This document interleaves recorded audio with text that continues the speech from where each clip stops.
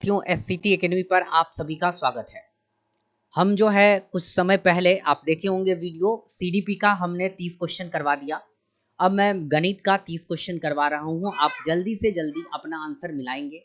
ये जो मैं सेट करवा रहा हूँ यह जो है आपका वह सेट सी है। वह जो है आपका सेट सी है और सेट सी का हम लोग यहाँ पर आंसर का मिलान करेंगे। सेट सी में हम ये देखेंगे क्वेश्चन नंबर 31 से लेकर 60 तक जो हम अभी गणित कराने वाले हैं। तो आप लोग जल्द से जल्द अपना आंसर की का मिलान कर लीजिए, गणित का आंसर की आप मैच कर लीजिए और उसके बाद फिर हम लोग आगे ईवीएस के तरफ भी चलेंगे। आइए गणित के प्रश्न के तरफ आप लोग जल्दी से जल्दी मिलाइए और कमेंट करके हमें बताइए क्या आपको फ्रेश दिख रहा है। नहीं दिख रहा है तो आप अपनी क्वालिटी को बढ़ा लीजिए। बढ़ते हैं क्वेश्चन नंबर 31 की तरफ। पहले हम पैडागोजी करेंगे, फिर बाद में हम लोग क्वेश्चन भी करेंगे। सारे प्रश्न 30 के 30 क्वेश्चन करवा देंगे, ठीक है। इससे पहले हमने बाल विकास का करवा दिया है। अगर आपने वह वीडियो नहीं देखा है तो आप चले जाइए, पीछे वाला वीडियो हमारा बाल विकास का ही है, वहां जाकर आप मिलान कर लीजिएगा। आज जो परीक्षा पेपर 1 की हुई थी हम उसका आंसर की मिलान कर रहे हैं, फिर हम पेपर 2 का भी आंसर की मिलान कर देंगे। तो आते हैं क्वेश्चन नंबर 31। क्वेश्चन नंबर 31 कह रहा है निम्नलिखित में से कौन सा प्राथमिक विद्यालय के शिक्षार्थी को भिन्न 2/3 और 4/6 के बीच तुल्यता की कल्पना करने में मदद करने के लिए सबसे उपयुक्त तरीका है। तो सही आंसर है इसका ऑप्शन नंबर ए। 31 का सही उत्तर है ऑप्शन नंबर 1 भिन्न डिस्क का उपयोग। यह एक प्रकार की मूर्त सामग्री होती है जिसके माध्यम से बच्चों को हम भिन्न की संकल्पना को अच्छे तरीके से सिखा सकते हैं। सही उत्तर है 31 का ऑप्शन नंबर 1। बढ़ते हैं हम लोग अगले प्रश्न की तरफ और क्वेश्चन नंबर देखते हैं 32। क्वेश्चन नंबर 32 देखिए क्या कह रहा है। क्वेश्चन नंबर 32 है संख्या बोध विकसित करने में उपकरण सब्ट्राइजिंग। देखिए यहाँ पर सब्ट्राइजिंग के बारे में उपकरना है। उपकरना इसका मतलब क्या होता है हम समझते हैं। एक महत्वपूर्ण भूमिका निभाती है। निम्नलिखित में से कौन सा उदाहरण है जो विद्यार्थी को उपकरना के कौशल का प्रदर्शन करता है। इसका सही उत्तर होगा ऑप्शन नंबर 4 विद्यार्थी एक पासा उछालता है और बिना बिंदुओं डॉट को गिने यह बताने में सक्षम है कि यह 4 है। सही आंसर है ऑप्शन नंबर 4 क्वेश्चन नंबर 32 का। आइए हम क्वेश्चन नंबर 33 देखते हैं। क्वेश्चन नंबर 33 एनईपी 2020 से दिया है लेकिन आसान सा प्रश्न है। एनईपी 2020 के अनुसार देश भर में विभिन्न विषयों में ओलंपियाड और प्रतियोगिताएं। सही आंसर होगा मजबूत, यानी 4 नंबर सही है, मजबूत होनी चाहिए। सही आंसर है 33 का ऑप्शन नंबर 4। आइए बढ़ते हैं क्वेश्चन नंबर 34 की तरफ और देखते हैं क्वेश्चन नंबर 34 क्या कह रहा है। कक्षाई शोध यह दर्शाते हैं कि अधिकांश विद्यार्थी गणित को उसी कक्षा में जो अन्य विषय वे पढ़ते हैं उनसे अधिक कठिन समझते हैं। गणित की प्रकृति का निम्नलिखित में से कौन सा पहलू इस भय को दर्शाता है। देखिए यहाँ पर जो बच्चा 5वां में है, 5वां के अन्य विषय को हल्का समझता है लेकिन वही 5वें क्लास के गणित को कठिन समझता है, इसके भय होने का क्या कारण है। तो यहाँ पर अगर भय होने का कारण देखें तो इसका सही कारण है ऑप्शन नंबर 2 गणित में प्राथमिक अवधारणाओं की अमूर्त प्रकृति। गणित अमूर्त विषय है इसलिए बच्चे इस तरह के विषय को देखकर डर जाते हैं, इसलिए गणित के प्रति बच्चों के अंदर भय पैदा हो जाता है। सही आंसर है 34 का ऑप्शन नंबर 2। बढ़ते हैं क्वेश्चन नंबर 35 की तरफ और आइए देखते हैं क्वेश्चन नंबर 35 क्या कह रहा है।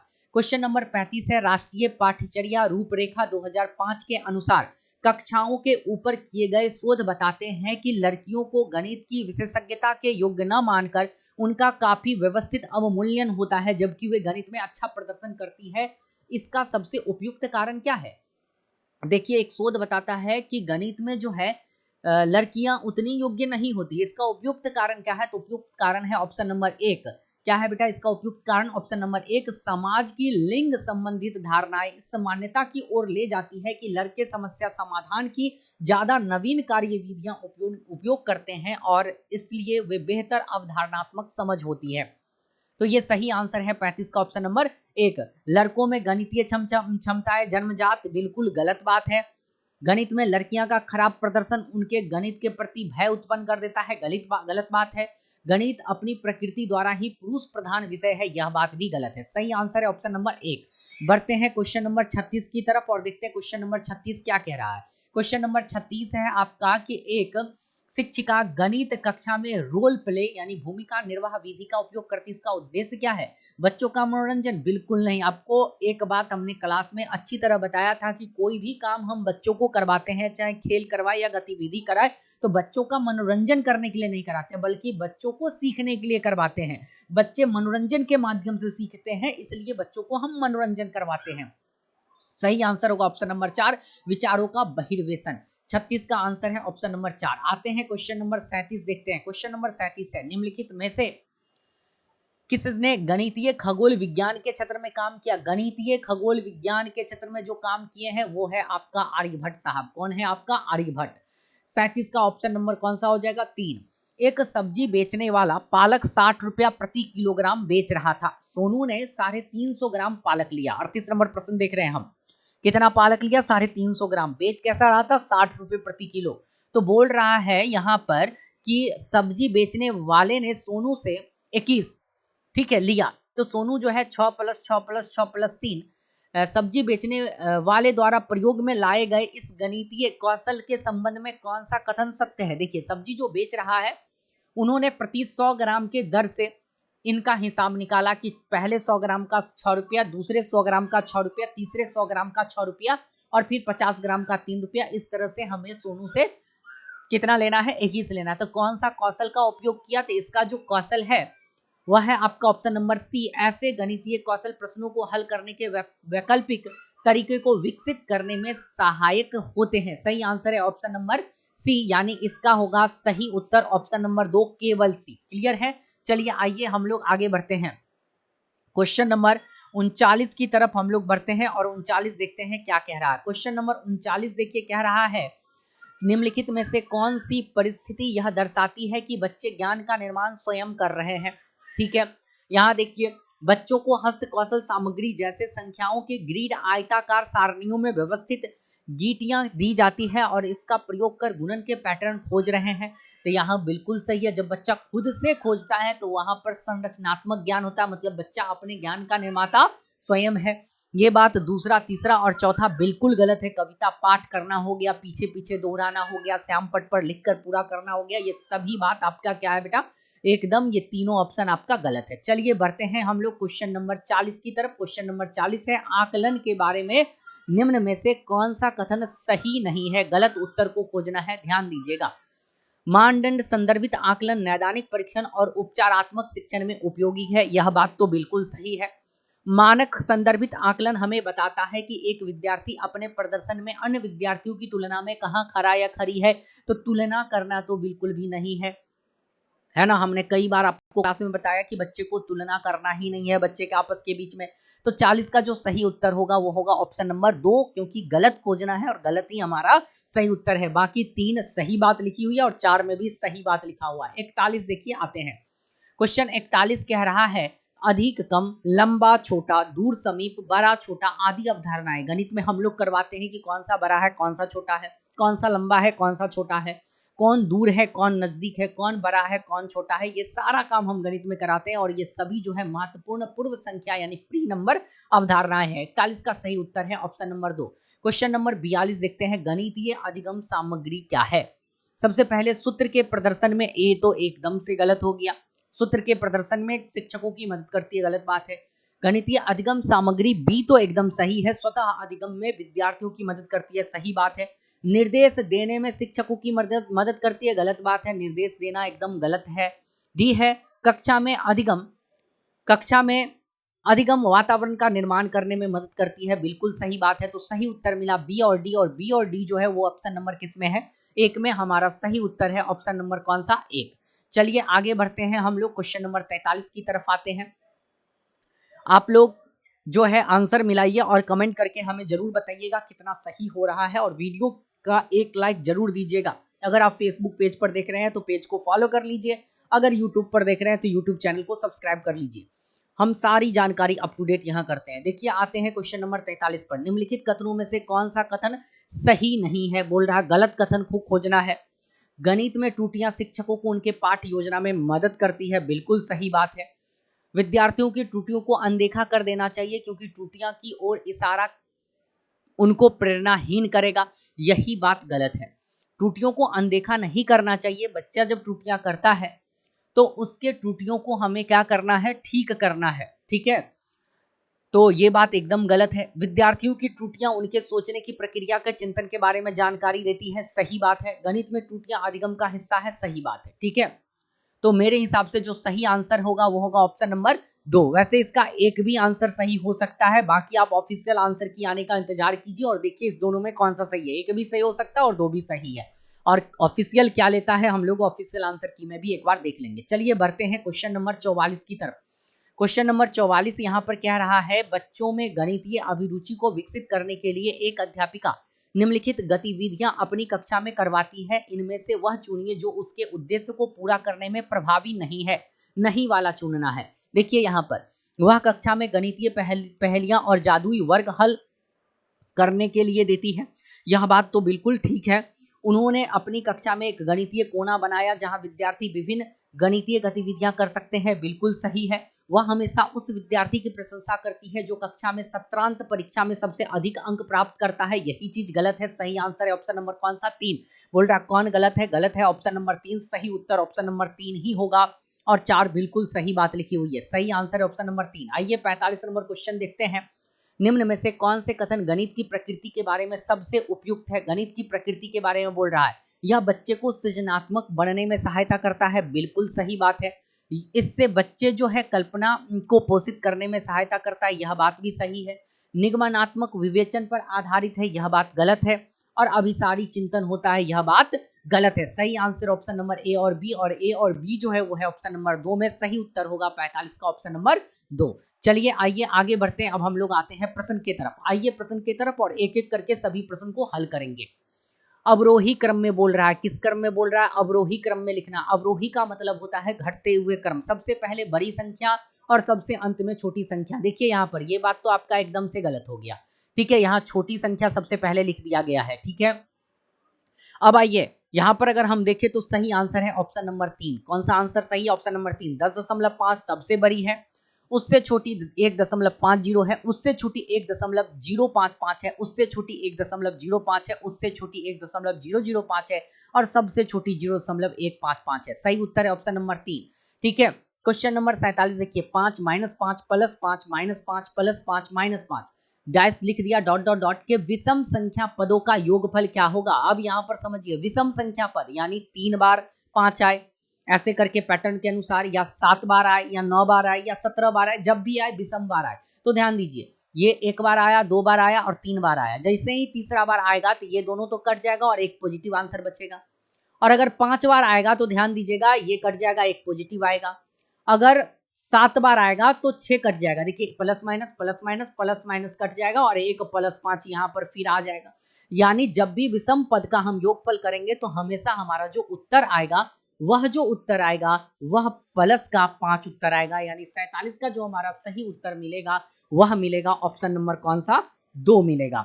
47 का सही उत्तर कौन सा आ जाएगा हमारे पास? ऑप्शन नंबर 2, क्योंकि विषम पद का हमें योगफल निकालना है। ठीक है, क्लियर है, समझ में आ गया होगा। विषम पद बोल रहा है यानी 3 बार जोड़ेंगे प्लस माइनस कट गया, प्लस ही आएगा उत्तर, है ना। जब हम 5 बार जोड़ेंगे तो प्लस माइनस कट जाएगा, फिर एक 5 ही आ जाएगा। जब भी करेंगे आपका प्लस ही आ जाएगा। सही उत्तर है ऑप्शन नंबर 2। क्वेश्चन नंबर 48 देखिए आते हैं। 100 लाख, 100 लाख मतलब क्या हो गया? 100 पर कितना zero? 5 zero, 1 zero, 2 zero, 3 zero, 4 zero और 5 जीरो। अब जरा पढ़िए, ये हमारा 100 लाख लिखा हुआ है ना। तिहाई, दहाई, सैकड़ा, हजार, 10,000, लाख, 10 लाख, करोड़। सही आंसर ऑप्शन नंबर 1। 48 का सही उत्तर आ गया ऑप्शन नंबर 1। आइए क्वेश्चन नंबर 49 देखते हैं। 100 में एक पूर्ण संख्या जोड़ दी जाती है। ध्यान दीजिएगा, 100 में से एक पूर्ण संख्या हम जोड़ दिए। चलिए हमारे पास कितना आ गया? 150 आ गया। और फिर वही संख्या 100 में से घटा दी जाती है। चलिए वही संख्या हम 100 में से घटा दिए। तो इस प्रकार जो हमें दोनों संख्या प्राप्त होगा उसका योगफल क्या आएगा? तो इसका 150 आएगा और इसका कितना आएगा? 50 आएगा। और 150 प्लस 50 को जोड़ेंगे कितना आएगा? 200 आएगा। सही आंसर हो गया 49 का कितना? Option number 3। आप कोई भी पूर्ण संख्या, जरूरी नहीं है कि आप 50 ही जोड़िए, आपकी इच्छा सर मैं एक ही जोड़ूंगा तो आप एक ही जोड़िए ना। और उस वही संख्या आप 100 में से घटा दीजिए, घटा दिए। यहाँ पर जोड़ेंगे तो आ गया 101, यहाँ कर देंगे तो आ जाएगा 99। आप देखिए तब भी आप दोनों का योगफल करेंगे तो आपका 200 ही आएगा। सही आंसर है ऑप्शन नंबर 3। चलिए आते हैं, निम्नलिखित में से कौन सा 50 नंबर देखेंगे। निम्नलिखित में से कौन सा 3630 का एक गुणनखंड नहीं है? बोल रहा क्या है? नहीं है। तो 5 से कट जाएगा, ये तो गुणनखंड है। 11 से कट जाएगा, यह भी गुणनखंड है। 3 से कट जाएगा, यह भी गुणनखंड है। 9 से यह संख्या कभी नहीं कटेगी, आप देख लीजिए करके। भाग देकर देख लीजिए, नहीं कटेगी और जिससे नहीं कटेगा वही एक गुणनखंड नहीं होगा। 50 का आंसर हो गया ऑप्शन नंबर 2। चलिए आते हैं क्वेश्चन नंबर 51 देखते हैं। क्वेश्चन नंबर 51 कह रहा संगीता एक साबुन खरीदती है। क्या खरीदता है बेटा? एक साबुन। कितना का खरीदती है? 10 रुपया का। उसके पास एक 5 रुपए का सिक्का है। एक 5 रुपए का सिक्का हो गया। दो एक सिक्के हैं, यहां पर लिखा है दो एक सिक्के, यानी 2 रुपया का एक सिक्का है इसके पास। ठीक है, यहाँ पर 2 1 रुपीज क्वाइन। दो दो यहाँ पर क्लियर लिख दिया आपको इंग्लिश में कि दो जो है 1 रुपए के सिक्का है तो 2 रुपया हो गया, और 5 50 पैसे का सिक्का है तो 2.5 रुपया हो गया। आप जरा देखिए, जब हम 5 50 यानी 5 सिक्का 50 पैसे होंगे तो कितना होगा? 2.5 रुपया। सबको जोड़िएगा तो कितना होगा? 9.5 रुपया होगा। तो बोल रहा है कि साबुन खरीदने के लिए और उसको कितनी धनराशि चाहिए, तो 50 पैसा और चाहिए, क्योंकि 9 रुपया 50 पैसा तो है ही, 50 पैसा और चाहिए, तो यानी सही आंसर 51 का ऑप्शन नंबर कौन सा? 4। चलिए आगे देखते हैं क्वेश्चन नंबर 52 में। रूबीना कार से 16:50 बजे अपनी यात्रा शुरू की और उसी दिन 21:15 बजे समाप्त की। देखिए यहाँ पर 21:15 में यह अपना यात्रा क्या करती है? समाप्त कर देती है। ठीक है, और 16:50 में यात्रा ये क्या की थी? शुरू की थी। दोनों का अंतर करके हमको बड़ा जल्दी से बताइएगा इसका आंसर क्या होना चाहिए।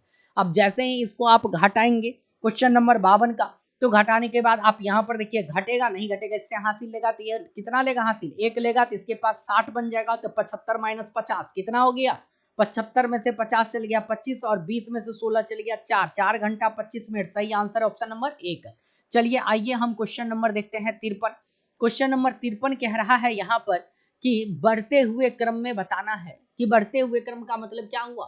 कि छोटा से बड़ा। और हमने आपको बताया था कि जब अंश बड़ा हो, अंश बराबर हो। देखिए भिन्न में, सभी भिन्न में 1 2 3 4 सभी में अंश बराबर दिया, 1 1 1 1 1 1 1 1 1 1 1। तो हमने आपको बताया था कि जब अंश जो है वह क्या होना चाहिए? बराबर होना चाहिए। तो जो हर है बड़ा होगा, ठीक है, जो हर बड़ा होगा वह सबसे छोटी भिन्न होगी। तो यहाँ पर बड़ा हर इसका है तो यह सबसे छोटी, यह उससे बड़ी, और यह सबसे बड़ी, मतलब छोटे हर वाली भिन्न सबसे बड़ी होगी। तो छोटे हर वाली भिन्न यही है। ऑप्शन नंबर 3 इसका जो है वह सही उत्तर है। ऑप्शन नंबर कौन सा आंसर सही हो गया? Option number 3। हमने क्लास में कई बार बताया। क्वेश्चन नंबर 54 आइए देखते हैं। क्वेश्चन नंबर 54 है, प्रियदर्शनी 4.8 केजी बादाम, 2500 ग्राम किशमिश और 3.5 केजी काजू को मिला दिया। देखिए 4.8 केजी यानी 4800 ग्राम बादाम, 4800 ग्राम बादाम, और 2500 ग्राम यहाँ पर दे दिया क्लियर किशमिश, 2500 ग्राम किशमिश, और 3.5 केजी का मतलब कितना? 3500 ग्राम क्या हो गया? काजू हो गया। सबको अगर मिला के अगर हम जोड़ेंगे तो जोड़ने के बाद जो हमारा आएगा वो आएगा 10,800 ग्राम। जोड़ेंगे तो कितना आ जाएगा? 10,800 ग्राम आ जाएगा। और इसके बाद बोल रहा है कि इस मिश्रण को बराबर बराबर 3 दर्जन पैकेट में, 1 दर्जन में कितने वस्तु? 12 वस्तु, तो 3 दर्जन में कितने वस्तु? 36 वस्तु, और 36 से जब आप इसको भाग दीजिएगा तो आपके पास आ जाएगा 300 ग्राम। तो सही आंसर है ऑप्शन नंबर 1, 300 ग्राम। एकदम चुटकी में हल करने वाला सवाल है, और सारे सवाल हमने आपको कक्षा में करवा दिया है। आप जल्दी से हमें कमेंट करके बताएंगे आंसर करवाने के बाद कि कितना नंबर आया है। वीडियो को शेयर कर दीजिए जल्दी से जल्दी, वीडियो को लाइक कर दीजिए ताकि सभी बच्चे आंसर मिला सके। चलिए आगे बढ़ते हैं हम लोग और आगे देखते हैं क्या होगा अगले क्वेश्चन का आंसर।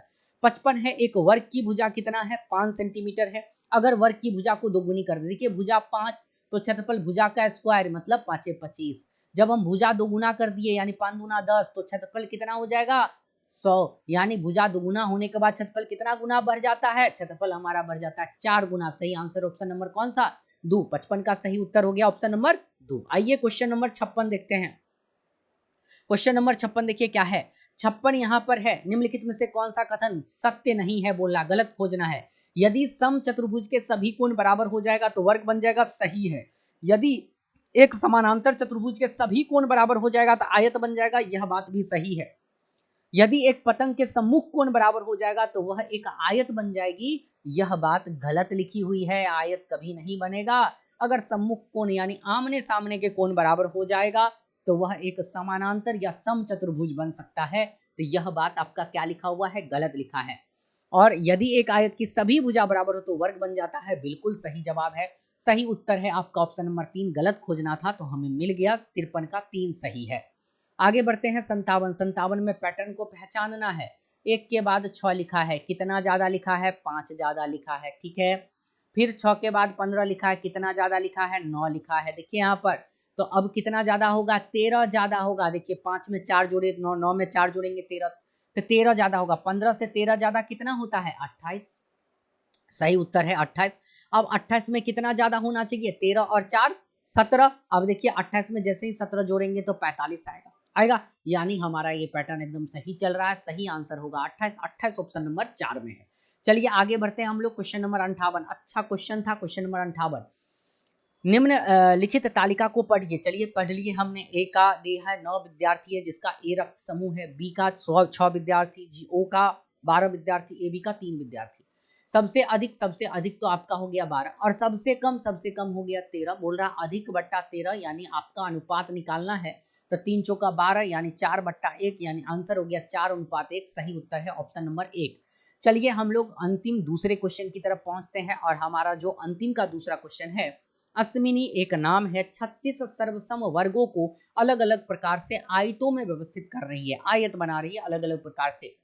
वह इन वर्गों द्वारा अलग अलग प्रकार से कितने आयत बना सकती है? 36 वर्ग है। अगर 36 वर्ग कहने का मतलब यहाँ देखिए 1 वर्ग, 2 वर्ग, 3 वर्ग, ऐसे करके इसके पास कितने वर्ग है? 36 वर्ग है। और इसको जोड़ जाड़ कर वो आयत बनाएगी तो कितने तरीके से आयत बन सकेगा? तो सबसे पहले तो वह 1 गुने 36 यानी 1 वर्ग लगा के इसी लाइन को 36 तक लगाएगी। तो पहला तो ये इसका एक आयत बन जाएगा। दूसरा बन जाएगा 2 गुने 18, कहने का मतलब 2 2 2 2 करके 18 बार लगा देगी। फिर 3 गुने कितना? 12 यानी 3 3 करके 12 बार लगा सकती है। फिर 4 गुने कितना? 9 यानी 4 वर्ग करके 9 बार लगा सकती है। 5 से लगेगा ही नहीं, 5 में वह पुड़ेगा ही नहीं। 6 से 6 गुने 6 जैसे ही लगाएगी तो वह एक बन जाएगा वर्ग, 6 ऊपर और 6 ऐसे वर्ग बन जाएगा। तो मेरे अनुसार से आंसर होना चाहिए 4, जो कि सही आंसर है ऑप्शन नंबर 4 में। सही उत्तर है 59 का ऑप्शन नंबर 4 और किसी भी प्रकार से संभव नहीं है। और आज का अंतिम प्रश्न है, क्या है अंतिम प्रश्न? अंतिम प्रश्न है आपका आज का, वह है यहाँ पर निम्न में से त्रिआयामी आकृति को पहचानना है। वृत्त तो त्रिआयामी है ही नहीं, अर्धवृत्त भी त्रिआयामी नहीं है और वृत्त भी त्रिआयामी नहीं है। सही आंसर है 2, गोला है, घन है, घनाभ है, बेलन है। तो सही उत्तर हो गया ऑप्शन 60 का ऑप्शन नंबर 2। जल्दी से आप हमें कमेंट करके बताएंगे कि कौन कितना आपका सही हुआ। सीडीपी का तो आपने कमेंट करके बता ही दिया, गणित का बताइएगा और एक वीडियो को जरूर लाइक कर दीजिएगा। उम्मीद करते हैं आपको वीडियो पसंद आया होगा। तब तक आप सभी का बहुत बहुत धन्यवाद। हम जल्द ईवीएस हिंदी, संस्कृत, इंग्लिश का भी वीडियो लेकर आते हैं, इंतजार कीजिए। ठीक है, धन्यवाद।